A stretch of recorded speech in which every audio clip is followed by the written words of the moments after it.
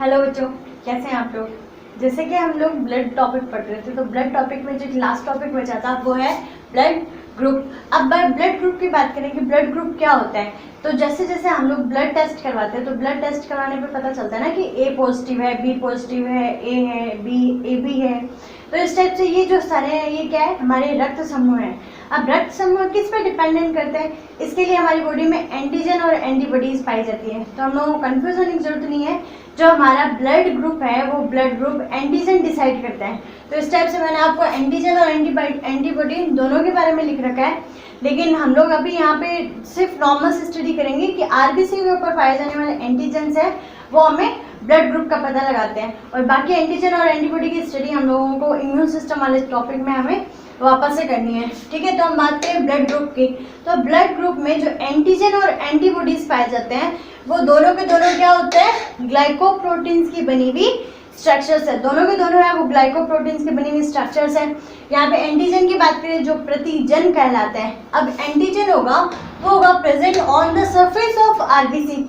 हमें ध्यान में आरबीसी है, आरबीसी के सरफेस पे पाए जाने वाला जो यौगिक होगा उसको क्या बोलेंगे, एंटीजन कहेंगे।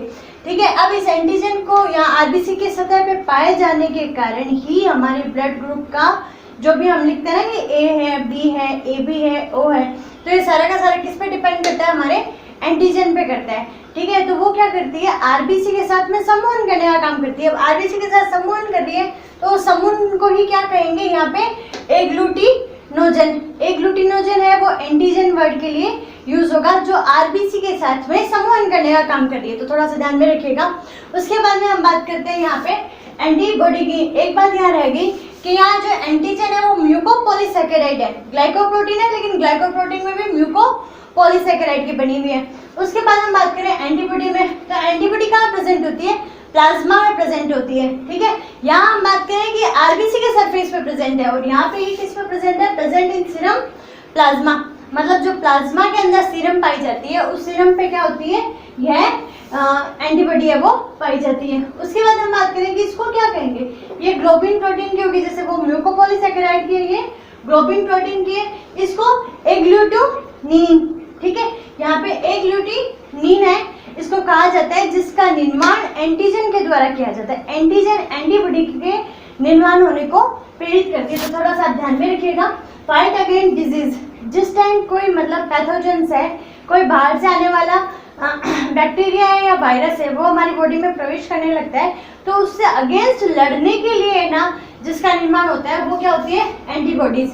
एंटीजन है वो ऑलरेडी हमारी आरबीसी के सरफेस पे पाई जाती है, एंटीबॉडीज का निर्माण है वो एंटीजन प्रेरित करती है। इसी चीज को क्या कहा जाता है, एग्लूटिनिन। ठीक है, तो यहाँ पे दोनों वर्ड्स में आप कंफ्यूज मत होना, ये है एग्लूटिनोजन और ये है यहाँ पे एग्लूटिनिन। तो ये दोनों वर्ड्स है वो अलग अलग रहेंगे। उसके बाद हम बात करेंगे फादर ऑफ ब्लड ग्रुप।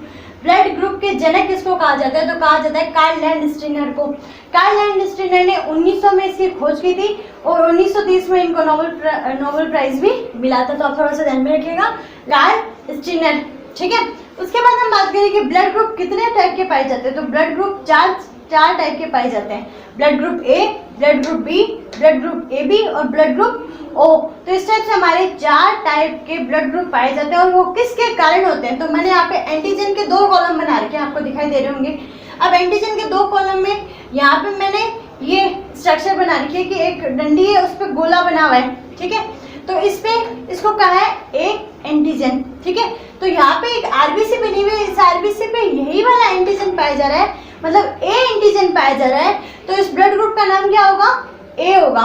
उसके बाद हम बात करें यहाँ पे बी, तो बी की आकृति है कि डंडी पे यहाँ पे एक कतली जैसी आकृति बनाई है। ठीक है, तो यहाँ पे जो आकृति है ये मैंने इस पे आरबीसी पे लगा दी, तो ये क्या हो गया, बी हो गया। उसके बाद हम ए बी ग्रुप की बात करें, ए बी ब्लड ग्रुप की बात करें, तो यहाँ पे मैंने दोनों टाइप की आकृतियां हैं वो आरबीसी के सतह पे बना रखी है। तो दोनों टाइप की आकृतियां पाई जाने के कारण इसका नाम क्या हो गया, ए बी। तो आपको ये क्लियर हो गया होगा कि ब्लड ग्रुप का नाम डिपेंड करता है एंटीजन पे। तो ये आपको क्लियर हो गया, ए बी और ए बी। और जिस पे कुछ भी एंटीजन नहीं पाया जा रहा उस ब्लड ग्रुप का नाम होता है ओ। जिस पे किसी भी टाइप का कोई एंटीजन नहीं पाया जा रहा, आरबीसी है वो क्या है, फ्री है। अब नॉर्मली तो ऐसे ही कहा जाता है कि नॉर्मली हमारे ब्लड ग्रुप है वो 4 ही प्रकार के होंगे, लेकिन ब्लड ग्रुप है वो 8 प्रकार के भी होते हैं, क्योंकि हम लोग देखेंगे कि एक RH एंटीजन और पाया जाएगा, और RH एंटीजन के प्रेजेंस में क्या होगा कि वो प्रेजेंट होगा तो पॉजिटिव, नहीं प्रेजेंट होगा तो नेगेटिव। तो ये ए क्या हो जाएगा, A positive A negative, B positive B negative, A B में A B positive A B negative, और ओ का भी ओ पॉजिटिव और ओ नेगेटिव। तो इस टाइप से यहाँ पे ये आपको एंटीजन समझ में आ गए होंगे। अब उसके बाद में आपको ट्रिकी तरीके से भी याद रख सकते हो कि यदि यहाँ पे ए प्रेजेंट है, एंटीजन ए प्रेजेंट है, तो उसके अगेंस्ट काम करने के लिए क्या होगा, एंटीबॉडी कौन सी पाई जाएगी, एंटी बी। ए के ऑपोजिट में पाई जाएगी बी, फिर यहाँ पे एंटी बी के ऑपोजिट एंटी डी, ठीक है, एंटीजन बी के ऑपोजिट क्या होगा, एंटी ए। तो यहाँ पे आपको ये चीज समझ में आ गई होगी, एंटी बी और एंटी ए, ठीक है। उसके अलावा आपको ध्यान में रखना है ए और बी। अब ए और बी के अगेंस्ट में आपके पास रखने के लिए कोई एंटीबॉडी नहीं है, तो आप क्या कहोगे, इसमें कोई भी एंटीबॉडी नहीं पाई जाती। और यहाँ पे हम लोग जो ओ की बात कर रहे थे, तो ओ में एंटी ए और एंटी बी है वो दोनों ही प्रेजेंट है। तो इस टाइप से आप इसको देख सकते हैं। आपको ये भी ध्यान में रखना है कि यदि यहाँ पे ए बी में किसी भी टाइप की कोई एंटीबॉडी नहीं पाई जा रही, एंटीबॉडी नहीं पाई जाने के कारण ए बी क्या है, यूनिवर्सल रिसीवर।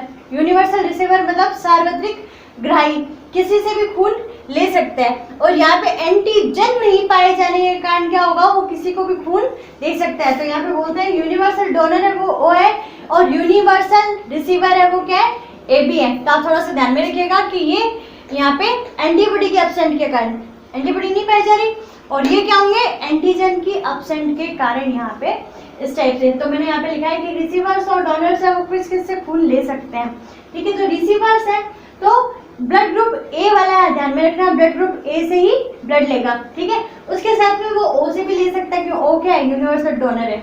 बी के साथ भी ऐसा ही है। ए बी का मैंने बता ही दिया कि ए बी में किसी भी टाइप की एंटीबॉडी नहीं पाए जाने का ये सबसे खून ले सकते हैं। और ओ है वो सिर्फ ओ से ले सकता है और किसी से भी नहीं ले सकता। देन हम बात करें यूनिवर्सल डोनर की, तो यहाँ पे होगा ए और ए बी, ठीक है। मतलब ए है वो ए को भी दे सकता है और ए बी वाले को भी दे सकता है। बी है वो भी बी को देगा और साथ में ही ए बी को भी देगा।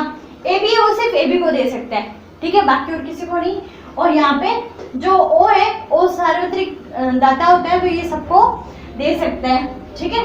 यहाँ पे ब्लड, तो इस टाइप से हमारा ये जो एबीओ सिस्टम है वो यहाँ पे कंप्लीट होता है। नेक्स्ट हम बात करते हैं आरएच सिस्टम की। अब हम लोग बात करेंगे आरएच फैक्टर के बारे में, जिसको आरएच सिस्टम भी कहा जाता है, आरएच एंटीजन भी कहा जाता है। हम लोगों ने देखा कि ए और बी एंटीजन और ए बी एंटीजन के प्रेजेंस में हम लोगों ने यहाँ पे जो ब्लड ग्रुप है वो देखे कि A blood group, B, A B और ओ।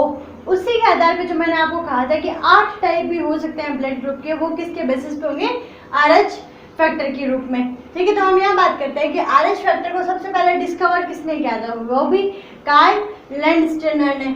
कार्ल लैंडस्टेनर और विनर ने ना इसको डिस्कवर किया था। और किस में किया था, रिसस मंकी में। सबसे फेमस क्वेश्चन है, सबसे ज़्यादा बार पूछा जाता है कि आरएच फैक्टर की खोज है वो किस में की गई, तो ये की गई थी रिसस मंकी में। तो आप लोग देख लीजिएगा। उसके बाद में वही सेम कि आरबीसी है, आरबीसी की सतह पर, उसके सरफेस पे यदि एंटीजन प्रेजेंट है तो वो पॉजिटिव होगा, और यदि एब्सेंट है तो वो नेगेटिव, यहाँ पे नेगेटिव होगा। तो यहाँ पे आरएच पॉजिटिव है, मतलब ये क्या है, आरबीसी की सतह पे यहाँ पे एंटीजन पाए जा रहे हैं, तो मैंने लिखा है एंटीजन प्रेजेंट। और एंटीजन यदि एब्सेंट है, प्रतिजन यदि एब्सेंट है, तो वो क्या हो जाएगा, आरएच नेगेटिव हो जाएगा। तो ये आप थोड़ा सा देख लीजिएगा। फिर एक रेशो दिया हुआ है आपकी बुक में कि इंडिया में और वर्ल्ड में कितने पॉजिटिव और कितने नेगेटिव है।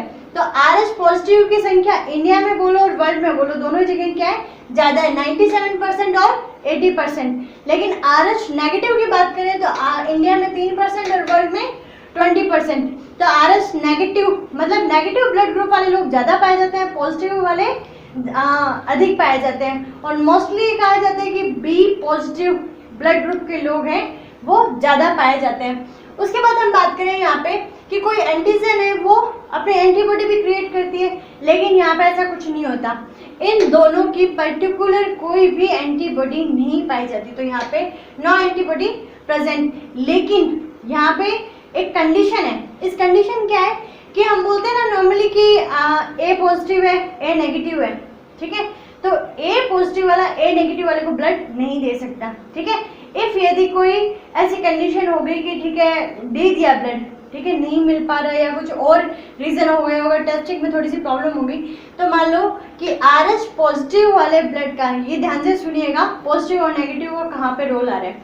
यदि RH पॉजिटिव ब्लड वाले का ब्लड RH नेगेटिव वाले को दे दिया, एक बार ट्रांसफ्यूज कर दिया, मतलब उसमें ट्रांसफर कर दिया, तो फर्स्ट केस में तो कोई दिक्कत नहीं आएगी। मतलब क्या होगा कि जो फर्स्ट ट्रांसफ्यूजन होगा वो कंप्लीटली सक्सेसफुल होगा, उसमें कोई दिक्कत नहीं है, ठीक है।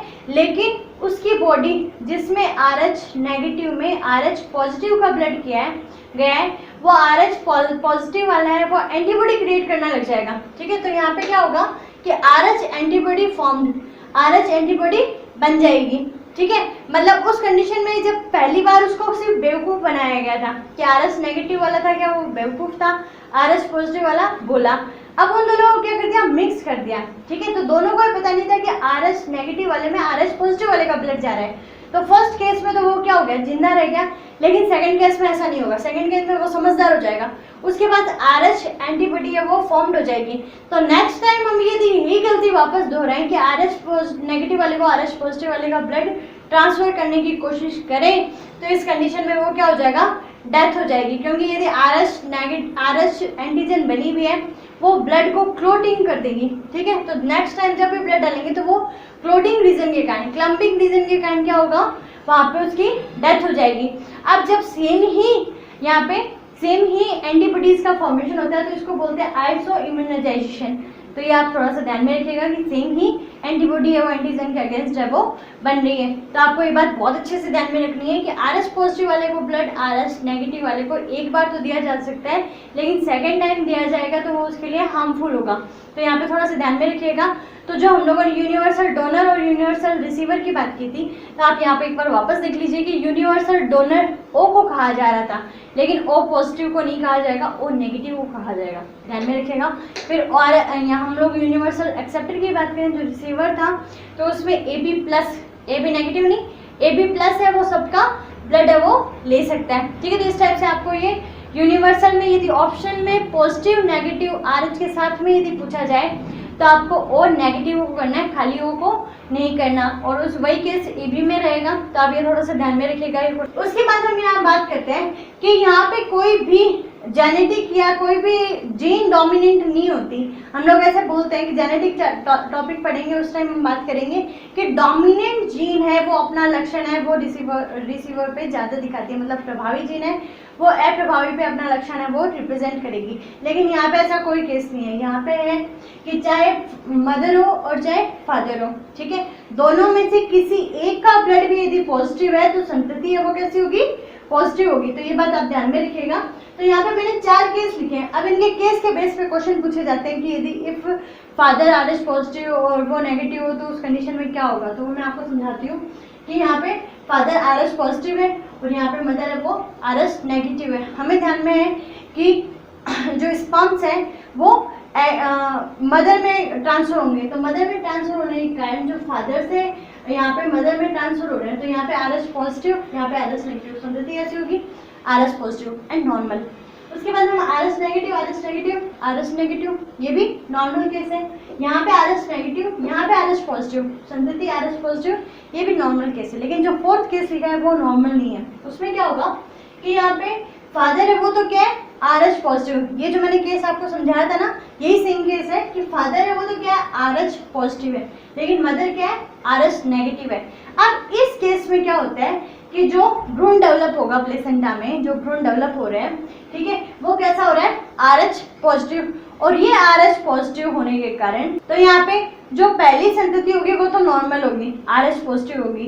पर उस कंडीशन में क्या होता है कि जब प्लेसेंटा के फटने से जो प्रसव वाली कंडीशन होती है, पास्चुरेशन होता है, तो उस कंडीशन में जो भ्रूण है और जो माता है उन दोनों का ब्लड है वो मिक्स हो जाता है। अब ब्लड मिक्स होने के कारण यहाँ जो RH नेगेटिव वाली मदर थी उसमें RH एंटीजन्स बनने शुरू हो जाएंगे, ठीक है। तो यहाँ पे क्या होगा कि RH एंटीजन बनने से फर्स्ट बेबी है वो तो नॉर्मल होगा, लेकिन जब सेकेंड टाइम वो बेबी करे तो वो बेबी है वो क्या कहलाएगा, रिसस शिशु, ठीक है। वो किस डिजीज के कारण, इरिथ्रोब्लास्टोसिस फेटालिस के कारण। यहाँ पे क्वेश्चन पूछा जाता है कि इरिथ्रोब्लास्टोसिस फेटालिस क्या है, तो यहाँ पे इरिथ्रोब्लास्टोफिटालिस डिजीज के बारे में काफी बार क्वेश्चन पूछा जाता है। तो उसमें आपको ये लिखना है कि फादर है आरएच पॉजिटिव है, मदर है वो आरएच नेगेटिव है, और आरएच नेगेटिव होने के कारण जो ब्लड है वो प्रसव के दौरान मिक्स हो जाए भ्रूण का, तो उस कंडीशन में मादा में आरएच एंटीबॉडीज बननी शुरू हो जाती है, और ये एंटीबॉडीज क्या होगी माता के लिए और शिशु के लिए, जो नेक्स्ट शिशु होगा उसके लिए हार्मफुल होगी। तो नेक्स्ट शिशु को क्या कहेंगे, डिशेस शिशु, और ये इरिथ्रोब्लास्टोसिस फेटालिस उसका डिजीज होगा। ठीक है, तो आप ध्यान में रखिएगा। लेकिन इससे प्रिवेंट किया जा सकता है, इससे बचा जा सकता है। मोस्टली है कि बहुत बार है शादी के केसेस में जो बायोडेटास होते हैं, तो बायोडेटास में ब्लड ग्रुप भी लिखा होता है। तो इसका ये रीज़न है कि यहाँ मतलब जो जेनेटिक रूप से अवेयर होते हैं, तो वो जेनेटिक टाइप से भी देख के शादी करते हैं कि इस टाइप की कोई प्रॉब्लम्स है हमें लाइफ में नहीं देखने के लिए मिले। ठीक है, तो इस कंडीशन में यहाँ क्या होगा कि आरएच एंटीबॉडी को डिस्ट्रॉय किया जाता है, मतलब फर्स्ट प्रसव के बाद में यहाँ 72 आवर्स के अंदर यदि उसको रोगम, रोलिन और एंटी डी इंजेक्शन प्रोवाइड करवा दिया जाए तो नेक्स्ट शिशु होने में कोई भी दिक्कत का सामना नहीं करना पड़ेगा। तो इस टाइप से हमारा ये जो आरएच ग्रुप है वो कंप्लीट होता है। तो अब हमारे सिर्फ जो ब्लड ट्रांसफर करने के लिए जो यहाँ हमारे धमनियाँ और शिराएं पाई जाती हैं, जो आर्टरीज और वेन्स होगी, उनका एक टॉपिक है वो ब्लड टॉपिक में बकाया रहा है। So keep smiling, so keep watching. खुश रहिए, मुस्कुराते रहिए और घर पे सुरक्षित रहिए। Thank you.